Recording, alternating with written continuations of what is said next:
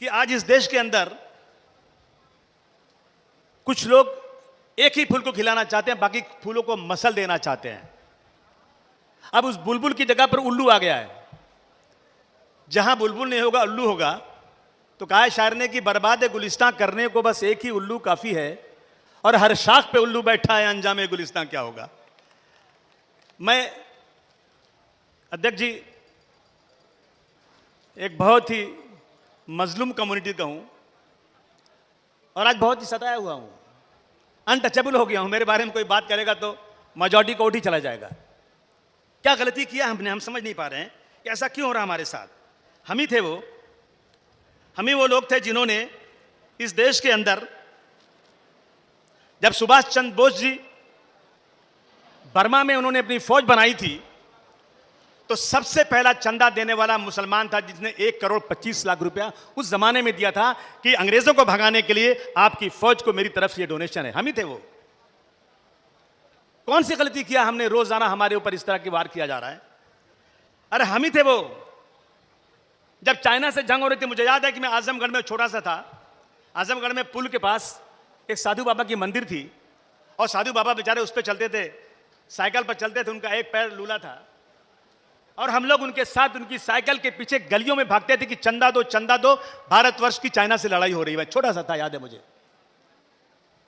लेकिन हमने पढ़ा उसी वक्त हैदराबाद से उस्मान अली साहब ने प्रधानमंत्री को बुलाया, लाल बहादुर शास्त्री जी को कहा कि मेरी तरफ से इस देश को 6 टन सोना, दुनिया का सबसे बड़ा चंदा देने वाला उस्मान मुसलमान था, जिसने भारतवर्ष को चाइना की लड़ाई के लिए मदद किया। तो हम ही थे।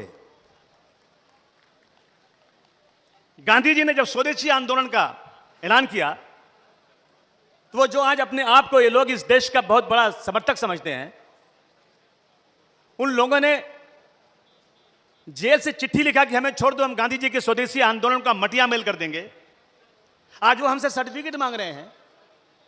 हम ही थे कि मुंबई में रहने वाला मेमन बिरादरी, देश में रहने वाले मुसलमान जिनके पास उस वक्त सनलाइट साबुन की एजेंसी, लाइफ बॉय साबुन की एजेंसी, मैनचेस्टर के कपड़े, मुगल लाइन के जहाज, बड़ी बड़ी कंपनियों के एजेंसियां, बर्मिंघम के कागज की एजेंसियां मुसलमानों के पास थी।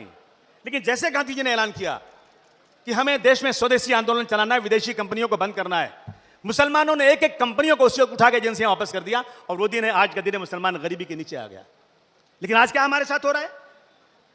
आज देखिए आप, इन लोगों ने जो आज सत्ता में बैठे हुए हैं, नफरत फैलाकर और मजहब की बात करते हैं। मैं गारंटी से कहता हूं, ये मजहब के लिए नहीं, ये सिर्फ और सिर्फ सत्ता को अपनाने के लिए मजहब का इस्तेमाल कर रहे हैं।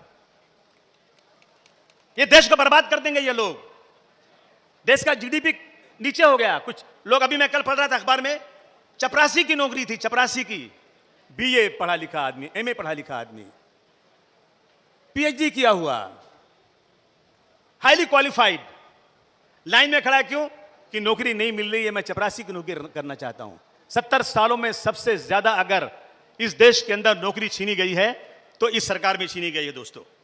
इसलिए आज हम लोग जो सत्ता में बैठे हुए हैं लोग, आज ये गांधी जी कातिल की मंदिर बनाने की बात कर रहे हैं, और हम लोग आराम से बैठे हुए हैं।